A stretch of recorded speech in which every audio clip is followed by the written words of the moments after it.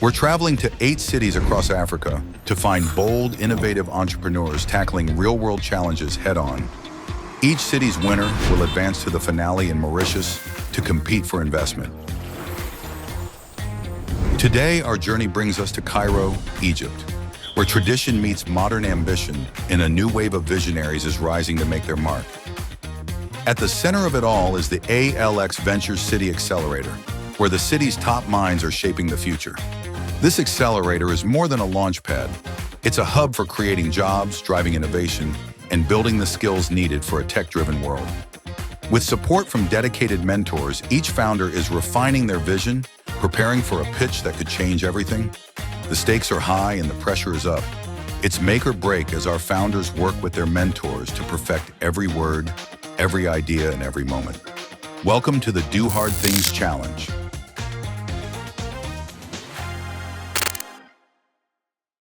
Let's meet our first founder, Toka, a mother and entrepreneur looking to change the way we approach fitness. Hi, my name is Toka Elwetedy and I'm the founder of Challenji Fitness Application, a dynamic platform that transforms how we approach fitness through community-driven challenges.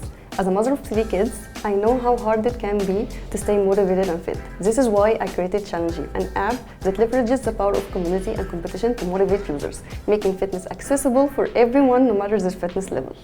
Challenji isn't just a fitness app, it's a social platform for fitness enthusiasts, much like LinkedIn for professionals, but focus on creating meaningful connections through fitness. Well, ALX Ventures is part of ALX Africa. In ALX Ventures, we focus mainly on entrepreneurs. So we work with them in order to help them reach an idea, something that they are excited about, or even if they have an idea, we help them to move to the next stage where they can take this idea to the market.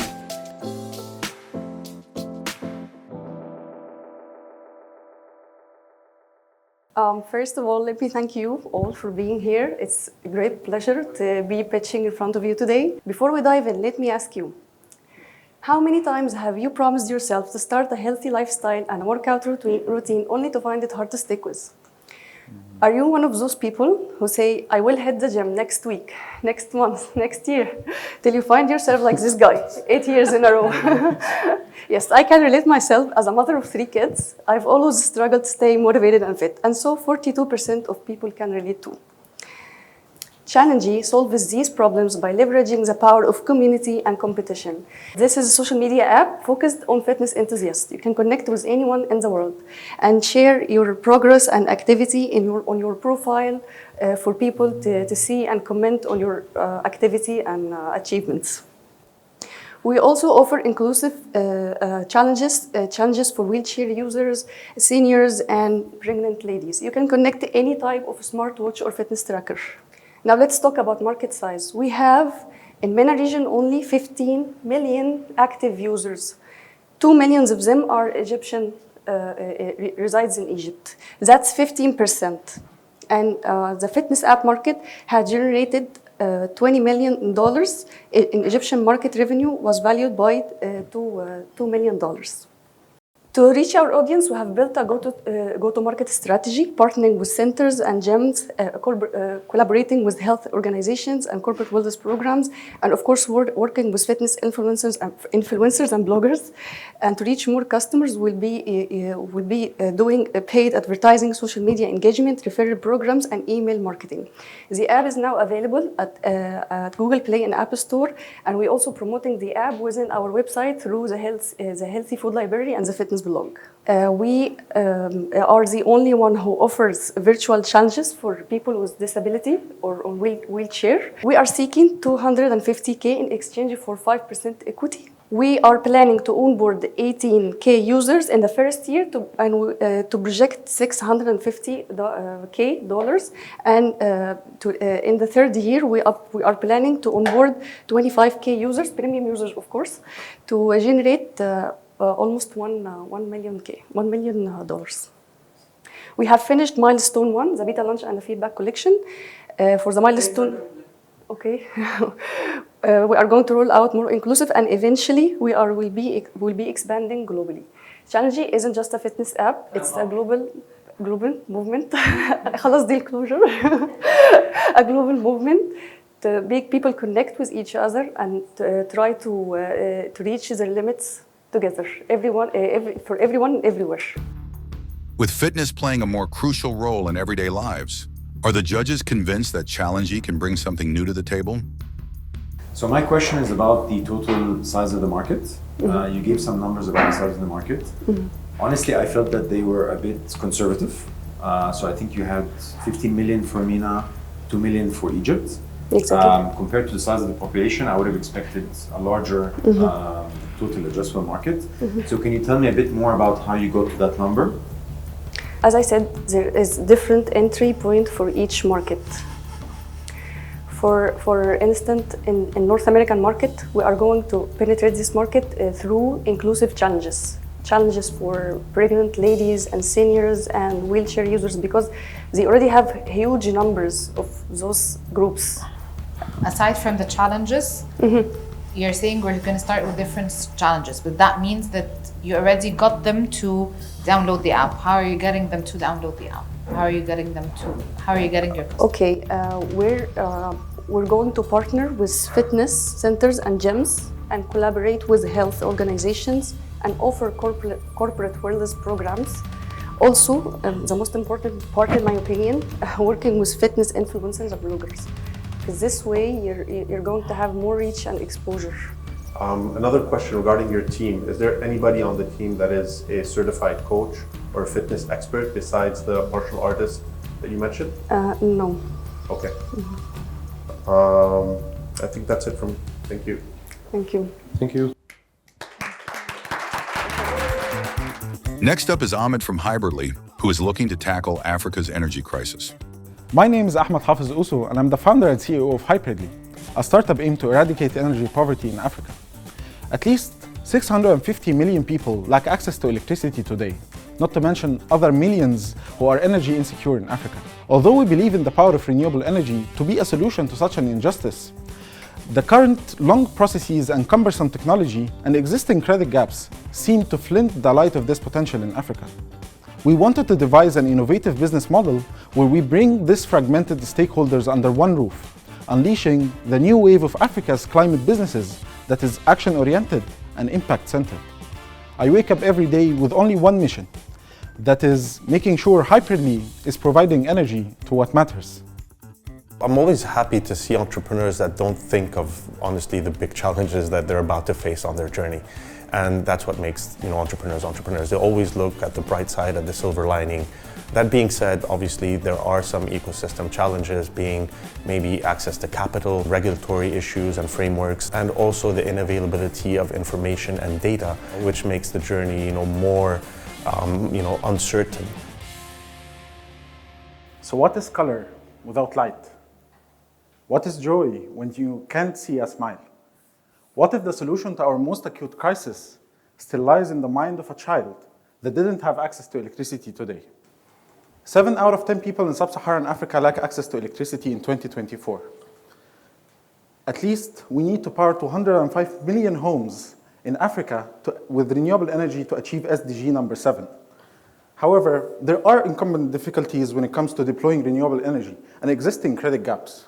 Hello everyone, I am Ahmed Hafez and I'm the founder and CEO of Hybridly, a startup on a path to democratize energy access in Africa.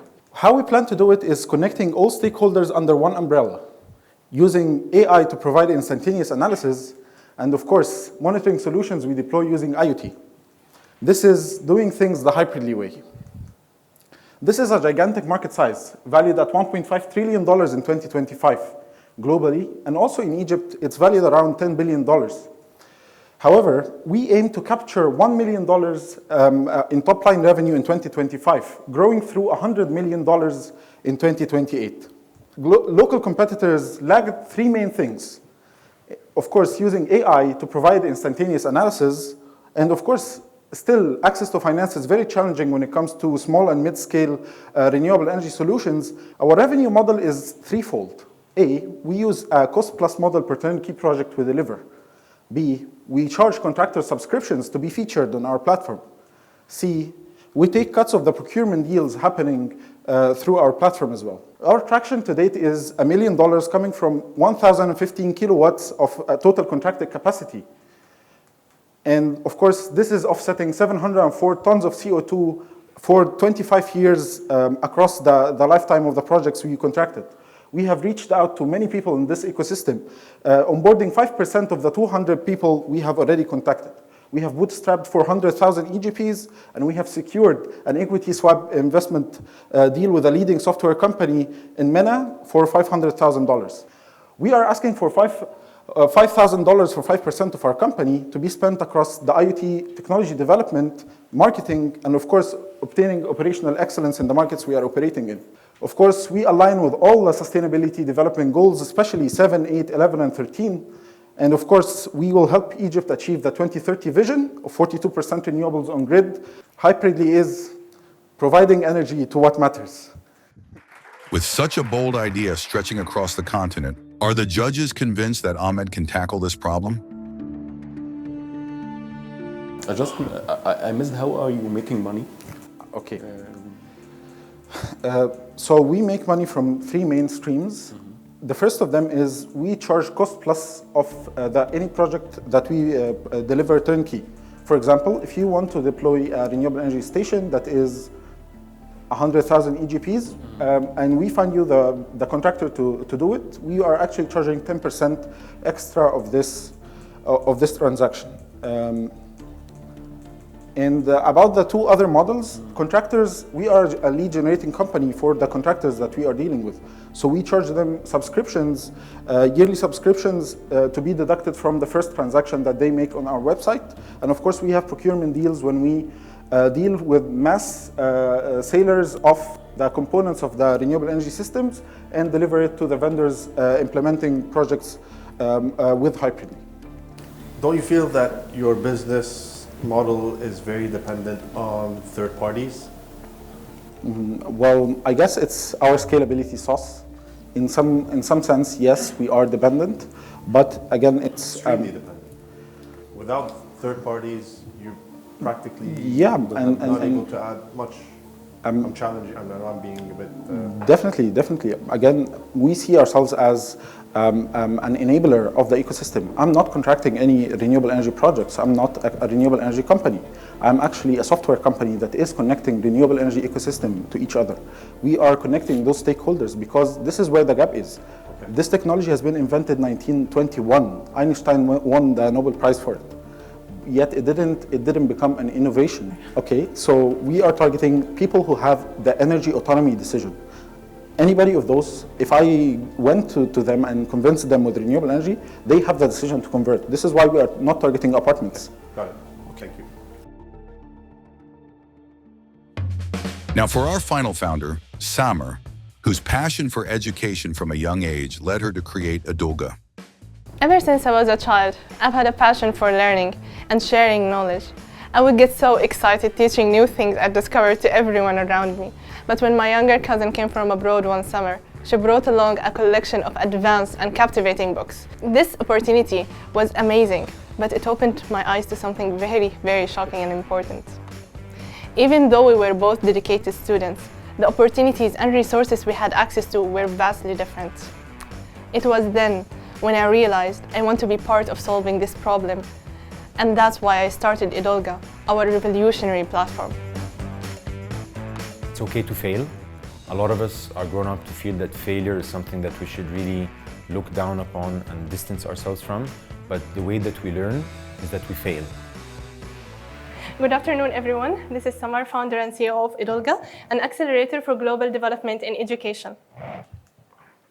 So, just to start, I want to ask you, how many of you have registered for online courses and never finished them?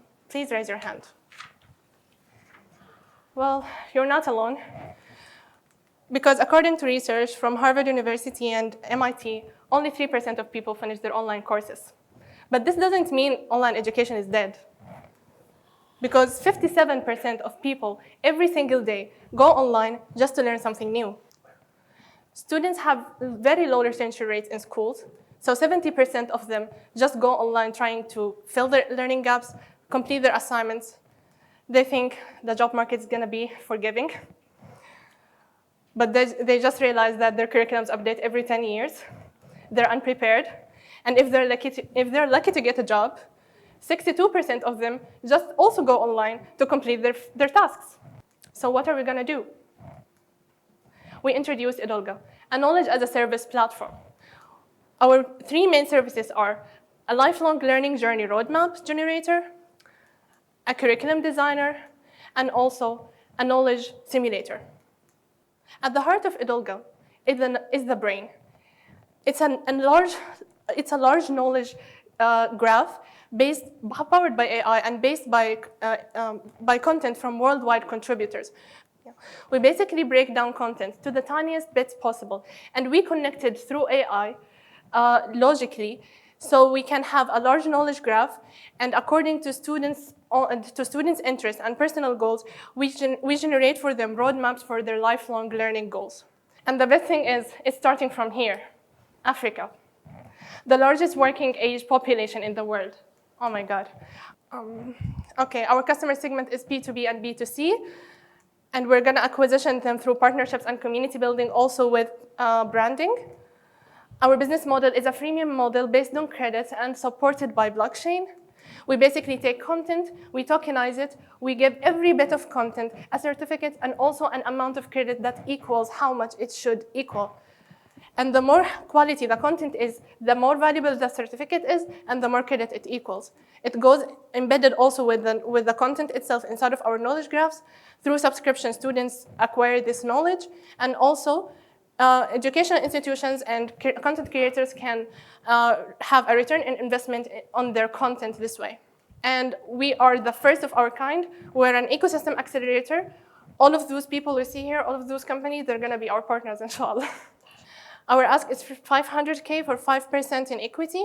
And our team are Mariam, she's the head of AI.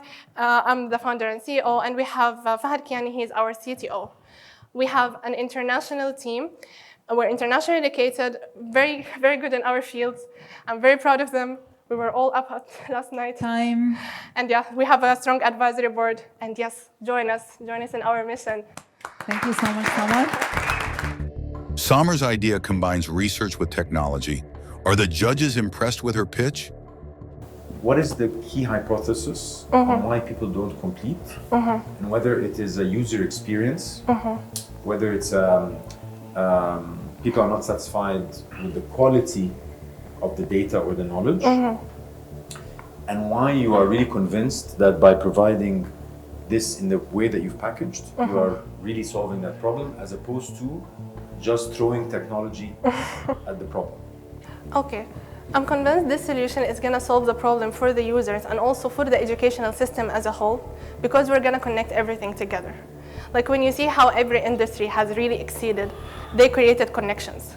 But in the educational field, we're just like working separately around the world. Nobody knows about whatever content we have, whatever each person's content has, or whatever technology they're using. What's happening right now, yes, we have content online, but it's really hard to find it, and it's really hard to know what you have to learn today and tomorrow. We're always in a loop to catch up. We're not planning ahead. And that's why education is not leading the way right now. You see the industry is leading the way, but education is not. Education is trying to catch up with industry. Question/concern. The fact that you're basing your revenue stream on tokenization and blockchain. Yeah. You do understand how difficult that it is to maneuver. Yeah. And it's the first for me to see within that industry, within the education Exactly. industry. Why is that? Why did you choose that revenue stream? The hardest thing in educational field is monetizing the solutions. It's really hard to make money in education. And that's why it's a little bit abandoned in innovation. So the only way I saw that it is secured to give a certificate for each, to the tiniest bits of content, is by giving it a token. But how are you going to make revenue until then? We take, I might have not mentioned this, it's my bad. We take a percentage of that. We take 15% out of every transaction in credits inside of the platform. How you will follow this, moving in this technology in your business? Well, the thing is, we're not following the technology, we're creating it. We're really creating it because we're creating a new model. It's not a large language model, very much like the Lambda and the OpenAI's versions. We're connecting information not in a pattern recognition way. We're connecting it in a contextual way. We're making, maybe it will be the first time ever to connect knowledge in such a way. Each of these founders has showcased resilience, creativity, and ambition. Now the decision rests with our panel of high-profile judges who must select just one to move forward. It's a tough call, but a winner will soon emerge. So starting with Challenji. I felt a bit like the question they asked Ezzeddin. She's trying to do everything at once, and I don't think she wants to focus on that segment because it might be too small. From an investability perspective, if I see 15 million like as a TAM, it's really not attractive. It's not very attractive. Hafez, yeah, hybrid. I really had I don't know if it was me, but I couldn't figure out who this customer is. Like, who are you solving for, and what is really kind of the core problem that you're, building this venture for? Okay, next, Edulga. No, I think she's out of the three that presented. I think she was the worst. She didn't articulate the problem well. Yani coming from academia myself, I think I would appreciate her solution. If I had that when I was teaching, I think I would have definitely incorporated that. Okay, I think we have a winner. We do. Yes. Yes. This is it. Every pitch was a test of passion, preparation, and potential. One founder will walk away with a chance to travel to Mauritius for the final round, while the others will leave with lessons to grow. Who will it be? Okay, are you ready?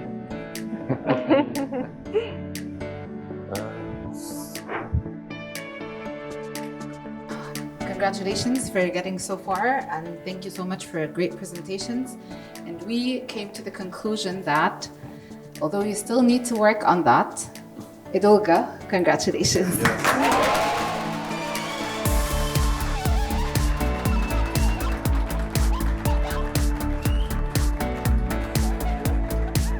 I feel happy. I feel super, super happy. I haven't expected it. I was like going to stage thinking that I would be celebrating someone else, and I was like making myself ready for that. But then when they said my name, I couldn't believe it. I couldn't believe it. Although we stayed awake for 2 nights, me and my team. We've been working hard. And it was like, I know there's so much to do, but I'm so happy that the judges could grasp what we are about to solve, because it's really important. It was a tough decision, of course, but we wanted to focus mainly on 3 main aspects. The first one is scalability. We wanted a model that would be replicable in any country and in any context. The second one is innovation. We're always trying to keep up with the changes that are happening in the world. And the third aspect is whether these startups had a social or environmental impact that they're having in their communities and the surrounding communities as well.